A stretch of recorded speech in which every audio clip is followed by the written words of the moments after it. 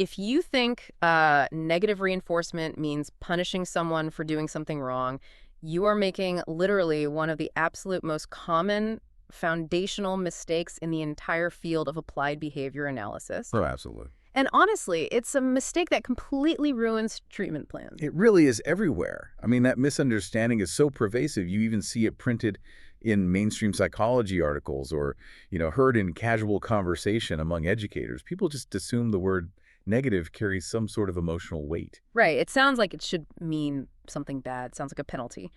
But let's put it to the test right out of the gate. Imagine a student, let's call her Sana. Okay, so She is sitting at her desk trying to get through her math homework. And she gets incredibly frustrated with a specific algebra problem, and she raises her hand to ask her tutor for help. The tutor immediately leans in, provides the step-by-step assistance, and Sana's confusion just dissipates. Now, over the next few weeks, Sana starts asking for help more and more often. I've heard trainees look at a scenario exactly like this and say, oh, well, that's negative reinforcement because the tutor removed Sana's confusion. Oh, yeah, I hear that all the time. Right. But we know that trainee is completely wrong, so where does that logic fall apart? Well, the logic falls apart the very moment they use the word confusion. I mean, in our field, it is all about whether we are adding or removing something from the physical, observable environment. We can't observe confusion. Exactly. We cannot measure a private internal emotional state on a data sheet. What we observe is the tutor adding assistance to the environment. The everyday language we use completely betrays the strict scientific definitions we need to rely on to actually change behavior. Let's unpack all of this because this is going to be a massive paradigm shift for a lot of people. Welcome to another deep dive. Today, we are officially welcoming you to Behavioral Intelligence con Mara Sánchez, powered by Amethyst Therapy Services. So glad to be here. We are going to spend this session tearing apart the very fabric of how human beings learn. And this deep dive is a crucial, non-negotiable part of our complete RBT task list series. Definitely. And if you are preparing for your registered behavior technician exam or, if you're already out there in the clinic or the classroom looking to sharpen your clinical edge, this is really where the rubber meets the road. Yeah. We are looking at the fundamental laws of human behavior today. We have a laser focus for this session. Wow. We are tackling task list item C.1, implement positive and negative reinforcement procedures. Right. And we aren't just defining them, we are looking at how to implement them along a continuum of dimensions. So things like immediacy, contingency, and the various schedules of reinforcement. It sounds like a dense academic mouthful when you read the task list item out loud like that. Oh, totally. But if we connect this to the everyday reality of a behavioral session, this is the bedrock of everything. I mean, reinforcement is the fundamental building block for the selection of all operant behavior. It's everything. It is quite literally the mechanism we use to teach our non-vocal child how to speak, how we build vital life skills, and how we maintain those skills so a client can live independently over a lifetime. So why does this matter to you, the listener? Let me put it bluntly. If you are an RBT, you have to master this. It is not an optional tool in your toolbox. It is the toolbox. The whole toolbox. Accurate reinforcement means your client learns faster, they experience significantly less frustration, they achieve independence sooner. When you understand the invisible mechanics of these schedules, your sessions just become infinitely more effective. And from a supervisory context, this is the main event. When a BCBA comes in to observe your session, they are scrutinizing your reinforcement delivery. Oh, absolutely. Watching you like a hawk. Yes. Supervisors expect absolute precision here. A mistimed reinforcer, and we are talking about being off by literal seconds, can accidentally reinforce the wrong behavior entirely. Wait, literal seconds? Literal seconds. You might think you are rewarding a child for finishing a puzzle, but because you fumbled your timing, you actually just reinforced them for throwing a puzzle piece across the room. Wow. And from an exam context, because I know a lot of you are driving to work right now listening to this to study this topic is heavily tested, you will be asked to distinguish between positive and negative reinforcement. Yep. You will be asked to identify the correct schedules from really complex scenarios, and you will absolutely need to spot the common traps that trainees fall into. So let's strip away the colloquial, everyday use of these words. Let's look at the official scientific definition of reinforcement. How does the BACD define it? Well, the official definition, translated into plain language, is that reinforcement is any consequence following in a behavior that increases the future likelihood of that behavior occurring again under similar conditions. I want to stop right there and put a giant flashing neon sign around one specific word: increases. Increases, exactly. If the behavior does not increase in the future, it was not reinforcement. Full stop. It is a functional relation. I mean, a stimulus does not have inherent reinforcing properties just because society says it should, or, because we bought it at a super expensive toy store. Right. We only know something is a reinforcer by looking at the historical data. Did the frequency, duration, or magnitude of the behavior actually go up? If the data says yes, a reinforcement process occurred. If the data says no, you simply provided a consequence that failed. So what is the difference functionally between a reward and a reinforcer? Because people use those interchangeably all the time in schools and clinics. Yeah, they do. A reward is an intention. Mm. A reinforcer is a scientifically validated outcome. I can give you a gold star because it is my intention to reward you for arriving to work on time. Okay. But if you don't care about gold stars and your punctuality actually gets worse next week, my gold star was a failed reward. It was absolutely not a reinforcer. A reinforcer is defined strictly by its effect on the behavior, independent of our intentions. Let me play devil's advocate here. What if I have a client, let's call him Leo, Okay, Leo. and I give Leo a super cool, shiny, holographic dinosaur sticker every time he finishes his math worksheet. I mean, it is an objectively amazing sticker. But Leo hates stickers. No. Yeah, he has a sensory aversion to the adhesive, and he doesn't even care about dinosaurs. Is giving him the sticker still positive reinforcement, just, poorly executed? No, it is not positive reinforcement at all. It might actually be a punisher. Wait, really? A sticker could be a punisher? Absolutely. If you hand Leo that sticker and his rate of completing math worksheets plummets over the next 3 days because he wants to avoid getting another sticky, gross dinosaur on his desk, Oh, wow. then you have inadvertently implemented positive punishment. You added a stimulus, and the behavior decreased. Again, you observe the effect on the behavior. You never infer the value of the item based on what a neurotypical child might like. That is such a vital distinction. The data tells us what the stimulus is, not our assumptions. Okay, let's break down the technical jargon because this is where that myth we talked about in the very beginning trips everyone up. Positive and negative. Yeah, those words cause so much trouble. In everyday life, positive means good, happy, smiling, thumbs up. Negative means bad, sad, depressing, thumbs down.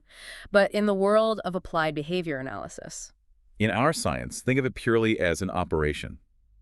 Positive simply means adding a stimulus to the environment.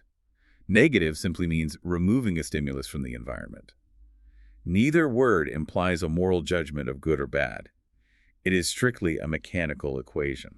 I love using a math analogy here. I tell new technicians to think of positive and negative exactly like basic arithmetic, completely stripped of any emotional judgment. That's a great way to do it. Yeah.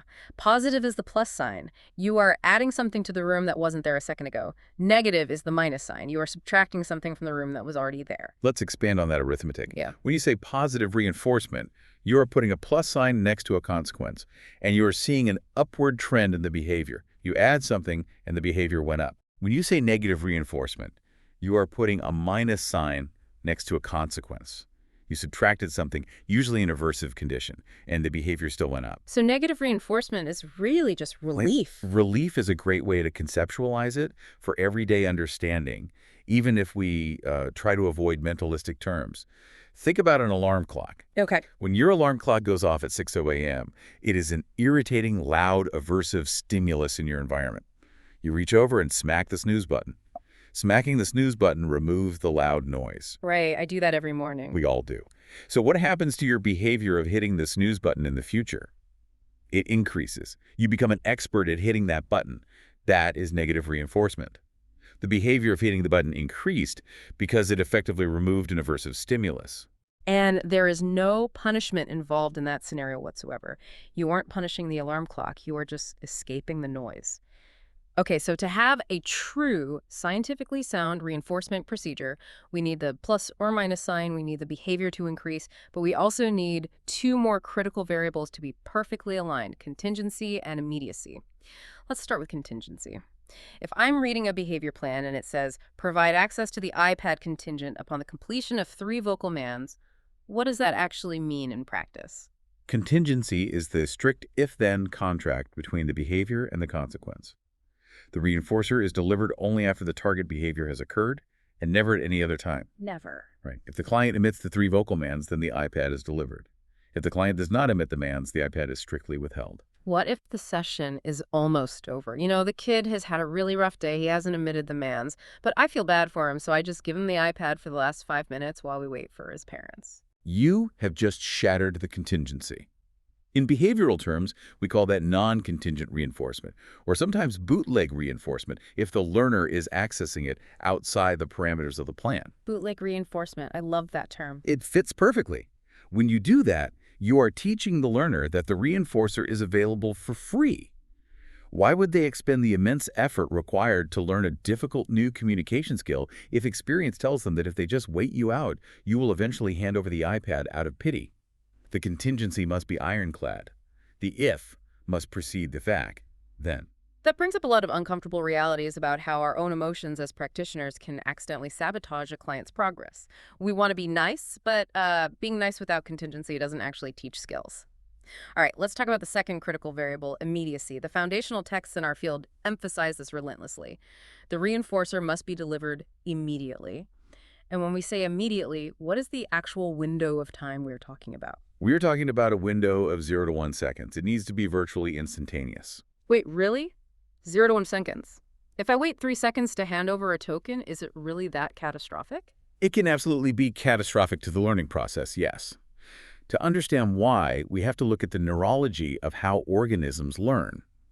Michael, a prominent researcher back in 2004, noted that the direct effects of reinforcement involve temporal relations on the order of a few seconds. The brain wires a consequence to the behavior that occurred immediately prior to it. Let's use a non-human analogy first because it strips away all the complex social dynamics. Think about dog training. Let's say you are teaching your puppy to sit. You give the command sit, the dog's rear end hits the floor. But your treats are in a Ziploc bag in your pocket and your hands are full. I can picture this perfectly. So the dog sits, and you spend 4 seconds fumbling with the Ziploc bag. Right at the 3-second mark, the dog gets impatient and barks. At the 4-second mark, you finally pull the treat out and put it in the dog's mouth. What did you just reinforce? You reinforce the bark. The dog's brain associated the influx of a high-value reinforcer, the treat, with the motor action that happened half a second prior, which was the vocalization, not the sitting. The sitting happened 4 seconds ago. In the neurological timeline of an animal, 4 seconds is ancient history. So the next time I say sit, my dog is going to sit and then immediately bark at me. And I'll be standing there thinking my dog is broken, when in reality, my timing was broken. This phenomenon has a specific name in our field: adventitious reinforcement. It is the accidental reinforcement of a behavior that just happened to co-occur with the delivery of a reinforcer. B.F. Skinner demonstrated this famously with pigeons. Oh, the superstition experiment. Exactly. He set up a mechanism that dropped food into a cage at random time intervals, completely independent of what the pigeons were doing. Whatever random action the pigeon happened to be doing when the food dropped, like spinning in a circle or bobbing its head, was accidentally reinforced. The pigeons quickly developed elaborate superstitions, constantly spinning or head bobbing, believing those actions were causing the food to drop. That explains so much about sports superstitions. A baseball player taps home plate 3 times, hits a home run, and suddenly tapping the plate 3 times is a reinforced behavior they will do for the rest of their career. The brain drew a false contingency between the tap and the home run because of the temporal relationship. Exactly. So bring that back to the clinic. You ask a learner to touch the color red, they touch the red card, but you drop your pen, you lean down to pick it up, and it takes you 3 seconds to hand them their token. In that 3-second gap, the learner starts aggressively tapping the table. You hand them the token. And boom, you just reinforced tapping the table. You did not reinforce touching red. You just adventitiously reinforced table tapping. If you do that consistently, you'll build a robust repertoire of problem behavior, completely by accident, simply because you were slow. This is why supervisors are practically sweating when they watch new RBTs run discrete trials. They are watching that 0 to 1 second window like a hawk. You have to have your materials prepped, your tokens in your hand, and your praise loaded on the tip of your tongue before you even present the demand. That level of preparation is what separates a mediocre technician from a masterful one. The reinforcer must collide with the target behavior instantly. Okay, we have our base concepts locked in. We know what a reinforcer is. We know the difference between adding and removing stimuli. We know about the if-then contingency, and we know about the 0 to 1 second rule. Now we move into the structural architecture of behavior change schedules of reinforcement. Once we know what the reinforcer is, we have to know exactly how often to deliver it, because we aren't just walking around throwing reinforcers at people every single time they do something right for the rest of their lives. That would be impossible to maintain in the natural environment. I mean, the goal of all applied behavior analysis is to eventually fade our artificial interventions so the learner can contact the natural contingencies of the real world. To do that, we use specific schedules. The most fundamental dividing line is between continuous schedules and intermittent schedules. Let's start with continuous. Continuous reinforcement, which we abbreviate as CRF. I assume this means exactly what it sounds like. It does. CRF means we reinforce every single occurrence of the target behavior. The ratio is 1 to 1. If the behavior happens 10 times, the reinforcer is delivered 10 times. Why would we ever use a schedule that dense? That sounds exhausting for the technician and potentially satiating for the client.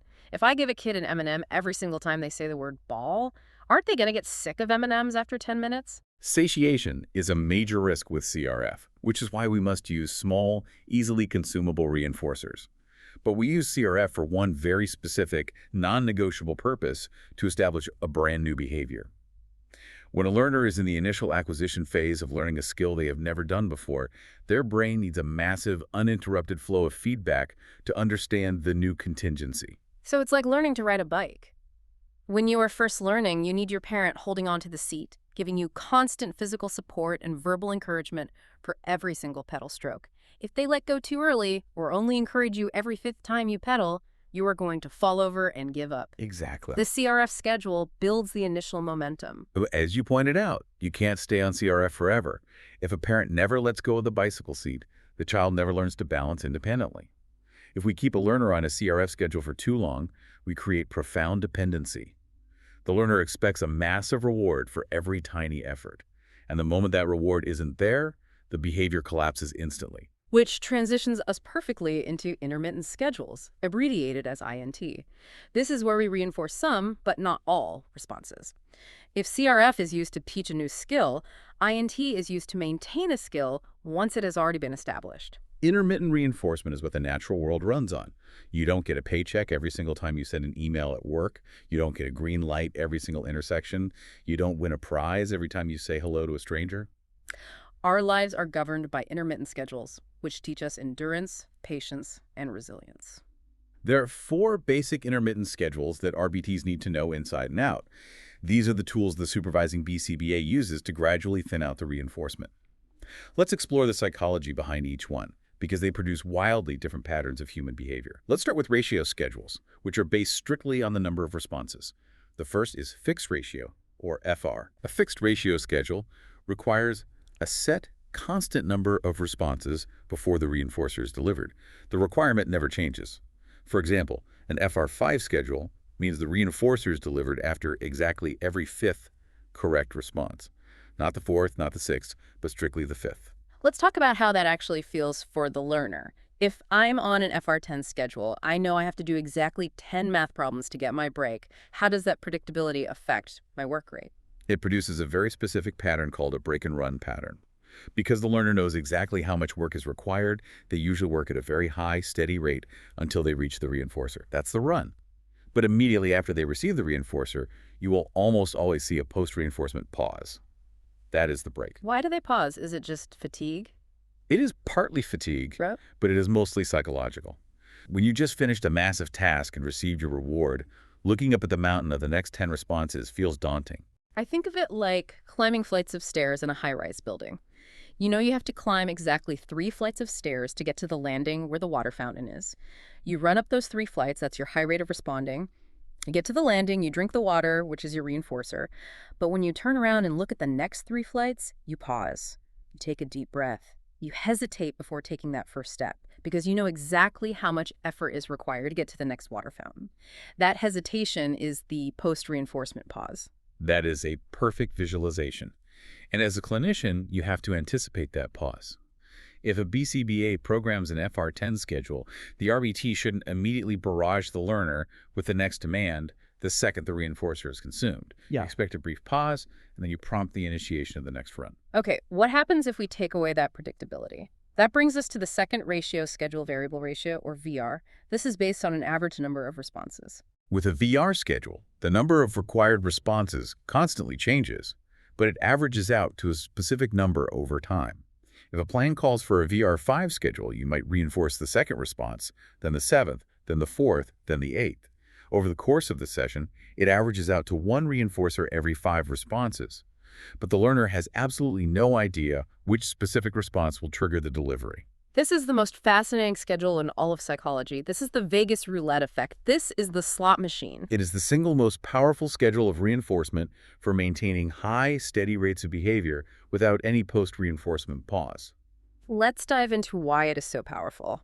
When you sit down at a slot machine in a casino, you are operating on a variable ratio schedule. You pull the lever, nothing happens. You pull it again, nothing. You pull it a third time, bells ring, lights flash, and you win $10.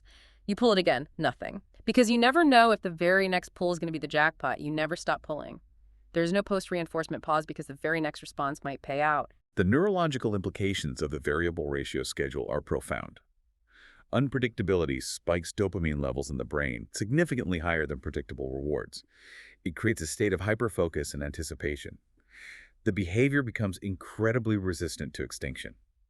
This is why gambling addiction is so incredibly difficult to break, and it is why social media algorithms use variable ratio schedules. Right. Scrolling TikTok or Instagram is a VR schedule. You swipe up boring video, swipe up boring video, swipe up hilarious video that gives you a massive dopamine hit. Because you don't know how many swipes it will take to find the next hilarious video, you just keep swiping for 2 hours. And in applied behavior analysis, we harness that exact same mechanism not to keep people glued to screens, but to maintain vital functional skills. If we can get a learner's communication skills onto a VR schedule, they will continue to communicate consistently across their day in multiple environments because they learn that eventually their communication will yield a highly preferred outcome. That is incredible. Okay, those are the ratio schedules based on the number of responses. Now we move to interval schedules, which are governed by time. The third schedule is fixed interval, or FI. A fixed interval schedule means reinforcement is delivered for the first correct response after a set constant amount of time has elapsed. For example, an FI 5-minute schedule. Let me stop you because I know this is a point where trainees get deeply confused. Does this mean that every 5 minutes a timer goes off and I just hand the kid a token? Absolutely not. That is non-contingent reinforcement. The elapse of time alone does nothing. The interval of time must pass, and then the very next occurrence of the target behavior is reinforced. If the interval is 5 minutes, any target behavior that happens at minute 2, minute 3, or minute 4 is completely ignored. Once the 5-minute mark passes, a window of opportunity opens. The very first time the learner emits the target behavior inside that open window, they receive the reinforcer, and the 5-minute timer resets. Okay, so how does this time-based predictability affect human behavior? It produces a very distinct pattern known as the fixed interval scallop. Because the learner eventually figures out that responding early in the interval is useless and won't be reinforced, their rate of responding drops to almost 0 immediately after receiving the reinforcer. As the end of the time interval approaches, their rate of responding slowly accelerates, peaking right at the moment the interval expires. So basically procrastination. In a sense, yes. Think about a college student given a syllabus at the beginning of the semester. The midterm exam is exactly 6 weeks away. That is a fixed interval schedule. For the first 4 weeks, the student's rate of studying is essentially 0. There is no immediate payoff for studying in week 2. But as week 5 approaches, the studying accelerates.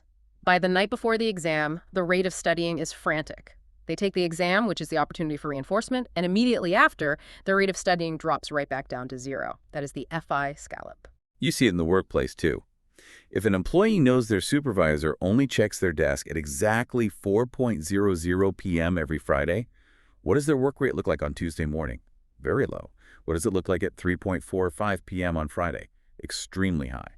The fixed interval schedule is generally the least effective schedule for maintaining consistent high-rate responding. Which brings us to the final schedule, designed to fix that exact problem.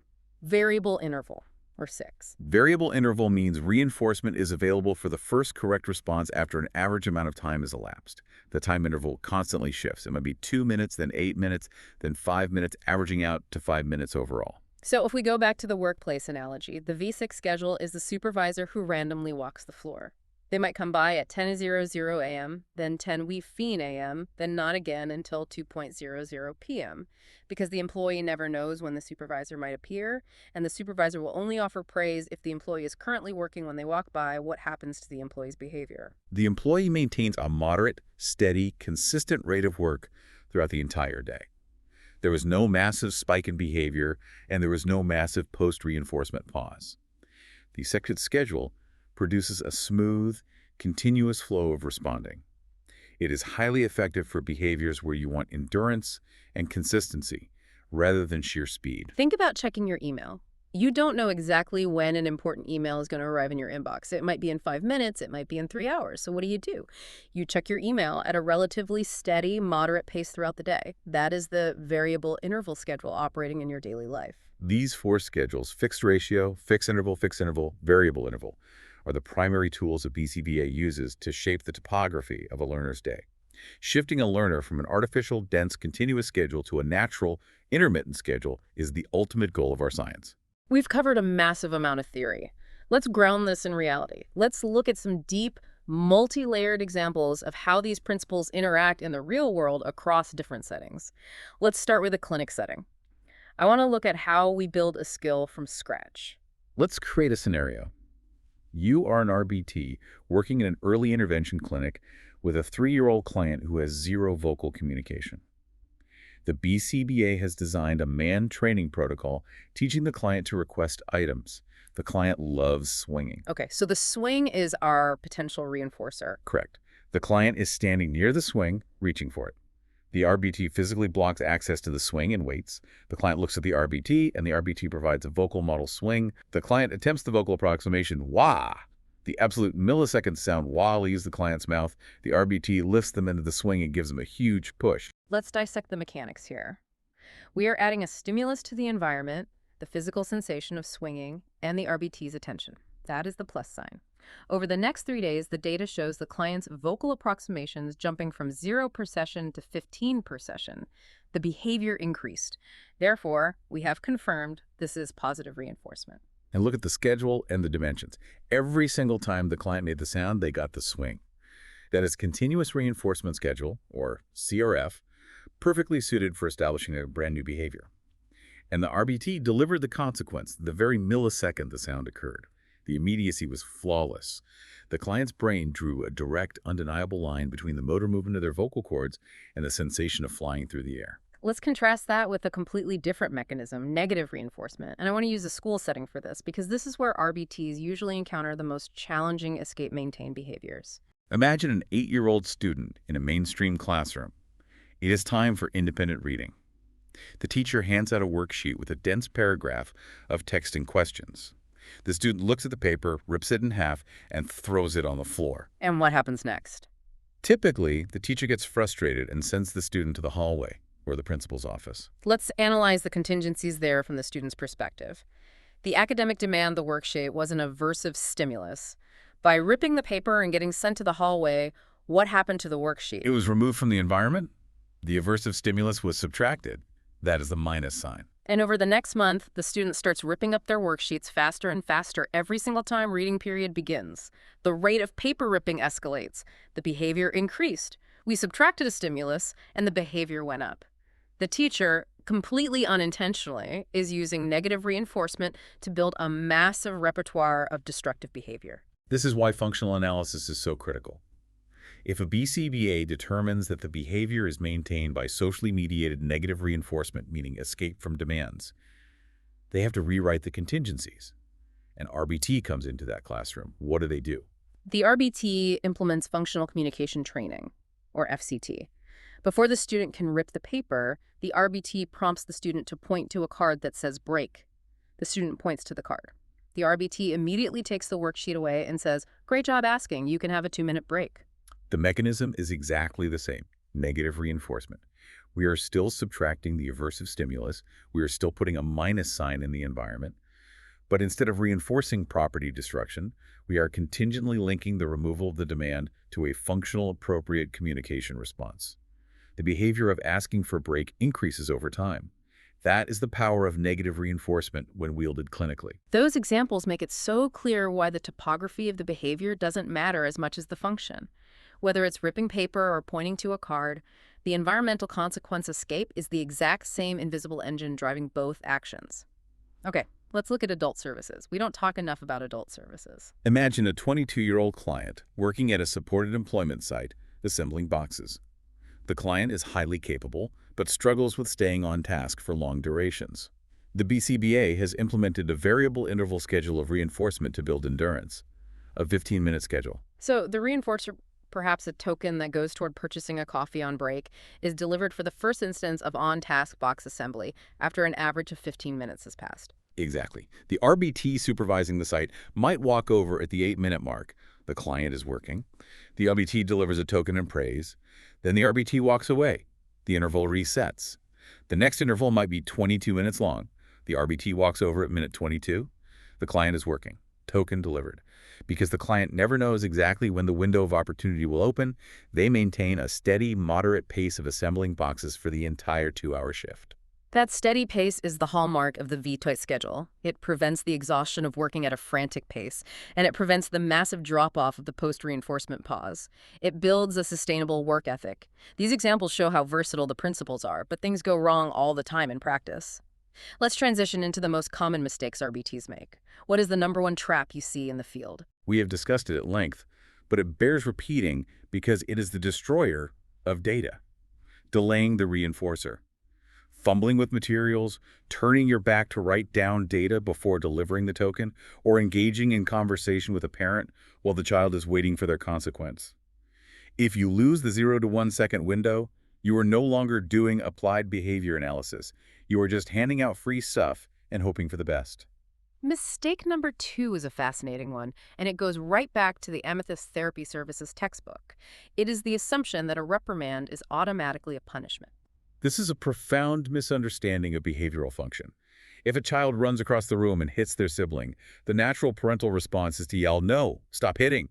The parent believes they are applying positive punishment. They added a loud, aversive verbal stimulus with the intention of decreasing the hitting. But what if the child's hitting was maintained by attention? What if the child felt ignored all morning, and they learned that hitting their sibling is the absolute fastest way to get the parent to look at them, speak to them, and physically interact with them? Then the reprimand is not a punisher. The reprimand is an incredibly potent, high-magnitude positive reinforcer. The parent added attention to the environment. The child's brain registers the contingency. When I hit, I get looked at. The frequency of hitting will increase in the future.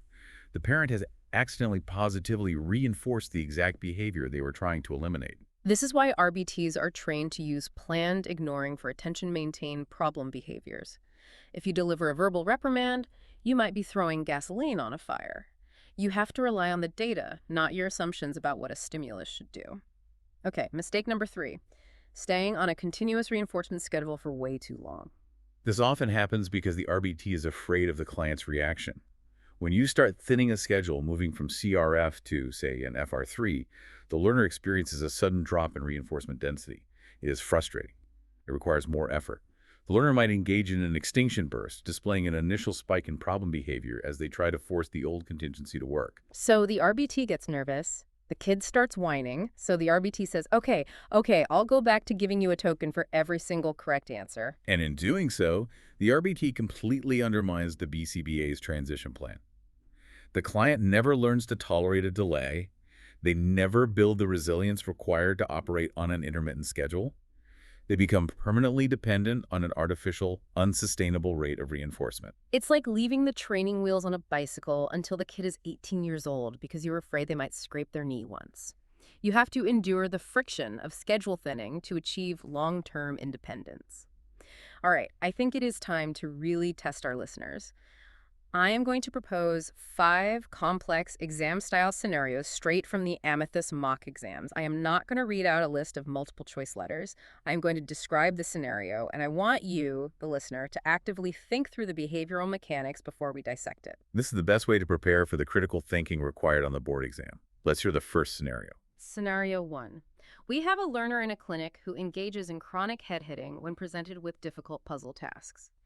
The BCBA implements a plan. Now, when the puzzle is presented, the RBT immediately guides the learner's hands to a communication device to press the help button. The RBT then immediately provides hand-over-hand assistance to place the first 3 puzzle pieces, significantly reducing the effort required.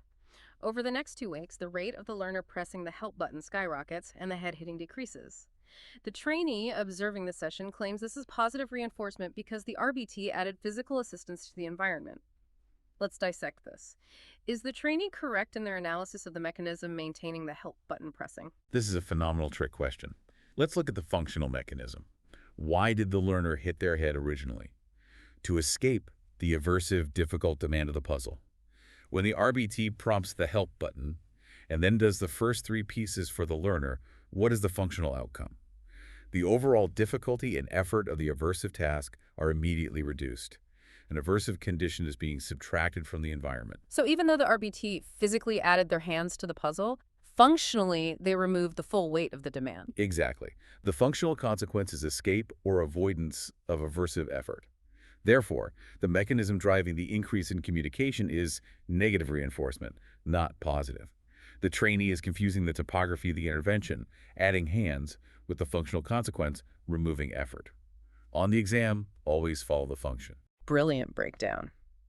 Okay, scenario 2. Let's talk about timing. You are assigned to a new client who is learning to tie their shoes. It is a massive multi-step task analysis. They have never successfully completed the final step, pulling the loops tight independently. The BCBA tells you to run the acquisition phase. How should you arrange your reinforcement schedule and your timing for this specific brand new step? Do you want to build patience by delaying the reward, or do you want to hit them with a different approach? You absolutely do not want to build patience during the acquisition phase of a complex motor skill. Delaying the reward will only create confusion and adventitiously reinforce whatever tiny motor movement they make while waiting. Because this is a brand new skill, you must use a dense continuous reinforcement schedule, CRF. Every single time they successfully pull those loops tight, they receive the reinforcer. And the timing must be instantaneous, 0 to 1 seconds. You want the physical sensation of the tight shoelaces to neurologically pair simultaneously with the delivery of the reinforcer. So, CRF and immediate delivery. Perfect. Scenario 3. Let's talk about a behavior plan you were handed at the start of a session. You open the binder and the BCBA is written. Provide access to 1 minute of video game time on an FR4 schedule for correct math worksheet responses. How do you translate that into physical action in the room? You break down the acronym. FR stands for fixed ratio. Ratio tells you it is based on the number of responses, not time. Fixed tells you the number will never change. The 4 tells you the exact requirement. So, in physical action, the learner completes math problem 1, nothing happens. Problem 2, nothing happens. Problem 3, nothing happens. Problem 4, immediately deliver 1 minute of video game time. Then, reset your mental counter back to 0 and start again. And as an observant RBT, what should you expect to see the learner do right after the video game minute ends? You should expect to see a post-reinforcement pause. They will likely hesitate or sigh before starting problem number 5 because they know they have another mountain of 4 problems to climb. Exactly. Expect the pause. Don't punish it. Okay. Scenario 4.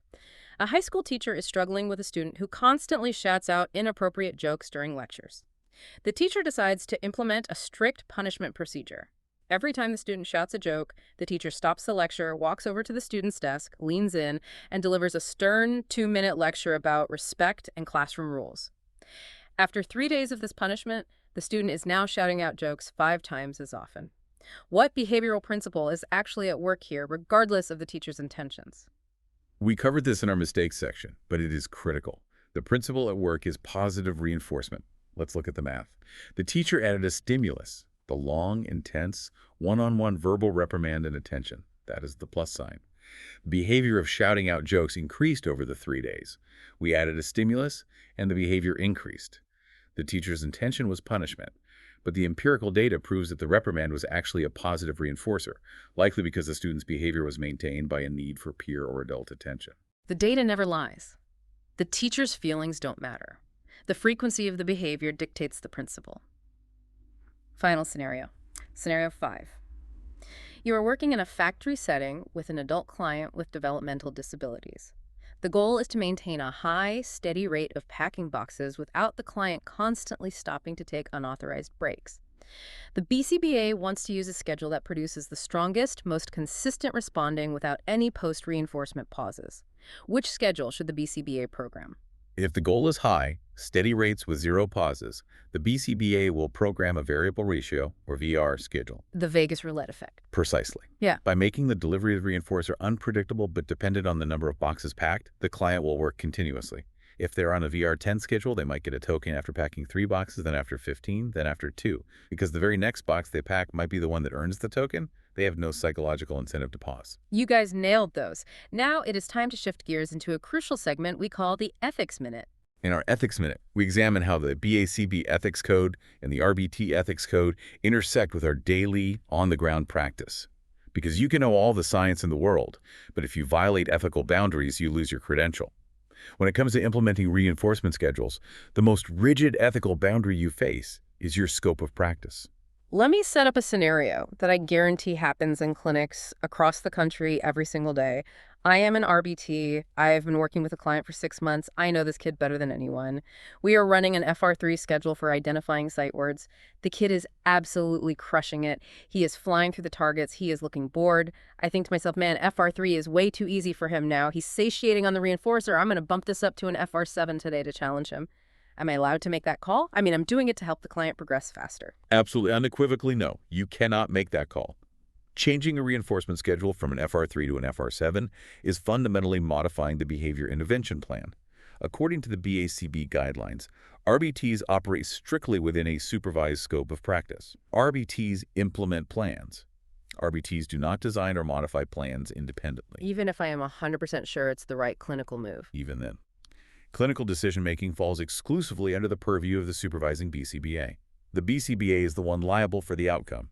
If an RBT unilaterally thins a schedule too fast and the client experiences a massive extinction burst and injures themselves, the RBT has committed a severe ethical violation. If you believe a schedule needs to be modified, your ethical obligation is to communicate that observation to your supervisor. The BCBA will review the data, observe the client, and if they agree, they will formally authorize the modification. Independent modifications is practicing outside your defined scope. That is a hard pill to swallow for experienced RBTs, but it protects the client and it protects the technician from massive liability. And speaking of the BCBA reviewing the data, let's talk about the lifeblood of our science data integrity.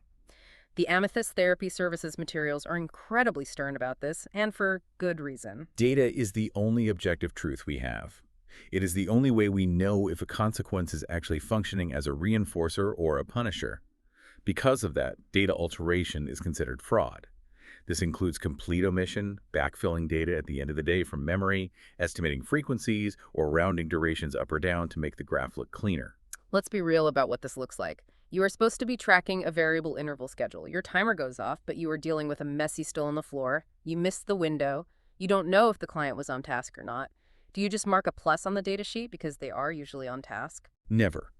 Falsifying a single data point compromises the integrity of the entire clinical decision-making process. The BCBA relies on that data to make adjustments to the plan. If you feed the BCBA fake data, they will make flawed clinical decisions that could harm the client's progress. Furthermore, billing insurance for services based on falsified or estimated data constitutes insurance fraud, which carries severe legal consequences. If you miss a data point, you leave it blank, document the omission, and discuss it with your supervisor. Honesty in data collection is paramount. So let's step into the shoes of the supervisor. Let's get some supervisor insight. When a BCBA walks into the clinic room, pulls up a chair with their laptop, and begins observing you running a reinforcement protocol, what exactly are they scrutinizing? What separates a great RBT from a struggling one in the eyes of a supervisor? The primary metric a supervisor is looking for is procedural integrity, which is also known as treatment fidelity. They're asking themselves, is the technician delivering the intervention exactly as I designed it on paper? What does excellent implementation look like? Excellent implementation looks like a synchronized dance. The RBT has their materials prepped and accessible before the trial begins. They deliver the SD clearly. When the correct behavior occurs, the RBT delivers the reinforcer immediately fluidly within that 0 to 1 second window. The contingency is obvious. The client clearly understands exactly what behavior earned the reward, and the RBT is flawlessly tracking the specific schedule, whether it's counting responses for an FR or monitoring the varying time windows for a fee while simultaneously recording accurate real-time data. And what does poor implementation look like? What makes a BCBA start furiously typing notes on their laptop? Poor implementation is chaotic. It looks like the RBT negotiating with the client. Come on, just do one more and I'll give you the iPad. It looks like fumbling for tokens and delaying the delivery by 5 seconds, creating massive risks of adventitious reinforcement. It looks like the RBT altering the schedule on the fly because the client seems irritated.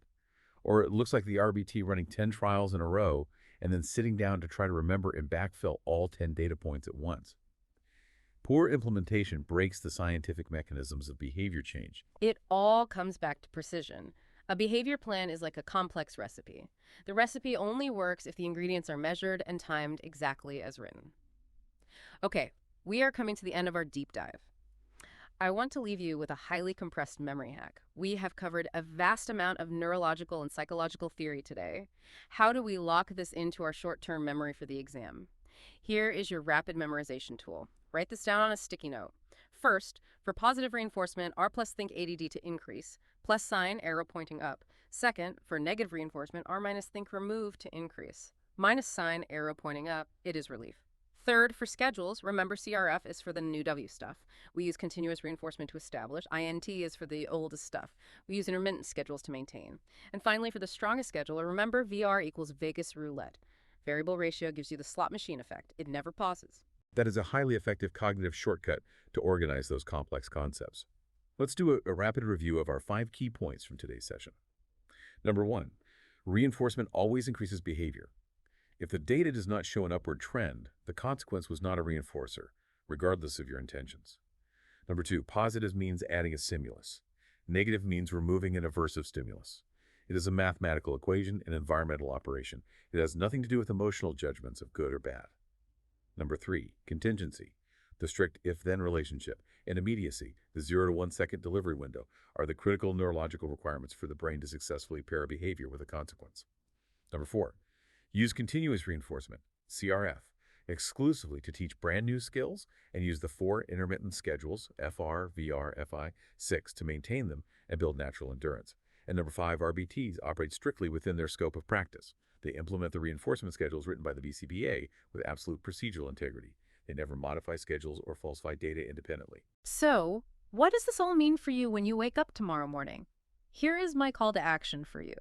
When you walk into your first session tomorrow, I want you to view your environment through a completely different lens. Review your client's behavior plans closely. Look at the specific reinforcement procedures. Are you supposed to be running a fixed ratio or a variable ratio? Are you truly delivering that consequence within 0 to 1 seconds? Or are you fumbling your materials and risking adventitious reinforcement? I challenge you to be hyper-aware of your own timing, your own contingencies, and your own procedural integrity. If you found this deep dive helpful, if it unlocked a concept that was previously confusing to you, please share it with your fellow RBT candidates, your supervisors, or even parents who are trying to understand the science behind their child's therapy. Discussing these concepts out loud with peers is one of the absolute best ways to solidify your own understanding. We look forward to having you return for the next extensive segment in the Amethyst Therapy Services RBT Task List series. And before we sign off, I want to leave you with one final, slightly uncomfortable thought to chew on. We spend all day analyzing the invisible schedules that shape the behavior of our clients. We look at the data, we calculate the intervals, we manage the contingencies. But behavior analysis is a universal science. It applies to every single human nervous system on the planet, including yours. That is a truly provocative question. Next time you find yourself stuck in a loop, repeating a habit in your daily life that you can't seem to break, stop, and analyze your own environment, whether it's checking your phone constantly or staying in a toxic relationship or procrastinating on a major project until the night before, ask yourself, what invisible schedule of reinforcement is currently maintaining my behavior? Are you trapped on a fixed interval schedule, doing 0 work all week and then frantically cramming on Friday like the scalp effect? Or are you a victim of a variable ratio schedule, endlessly swiping on social media like a slot machine, obsessively waiting for that next unpredictable hit of dopamine? You are an organism responding to stimuli. The principles of behavior analysis are running your life, whether you acknowledge them or not. Once you see the matrix of contingencies, you can't unsee it. Keep observing, keep questioning your assumptions, rely on the data, and keep learning. We will see you on the next deep dive.